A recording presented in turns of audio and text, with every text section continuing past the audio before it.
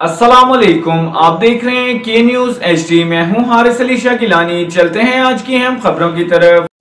ताज़ा तरीन खबरों से बाखबर रहने के लिए हमारा चैनल सब्सक्राइब कीजिए। लिए चलेंगे खानेवाल, जहां से रिपोर्ट कर रहे हैं हमारे नुमाइंदे साजिद मलिक। मखदूमपुर पुहाड़ा तफसीलात के मुताबिक ज़िले सदर PMQ टिकट होल्डर सूबाई असम्बली MPA हल्का नंबर PP 206 खानेवाल नवाब रियाज अहमद खान सियाल की नया लारी अड्डा मखदूमपुर पुहाड़ा पर आमद। रियाज अहमद खान सियाल का शानदार इस्तकबाल किया गया। फूलों की पत्तियां निछावर की और इनके हमरा महर मोहम्मद असलम मकवाना सयाल, राना हाजी अब्दुल रज़ाक, असद मकवाना, मोहम्मद अमीर बख्श मकवाना, तहसील सदर खानेवाल, चांद मुगल, मोहम्मद सग़ीर, अब्दुल मजीद, मखदूमपुर पुहाड़ा और चौहान बिरादरी, मिस्त्री, बाकर और मकवाना बिरादरी इस मौके पर मौजूद थे और वाम की कसीर तादाद मौजूद थी।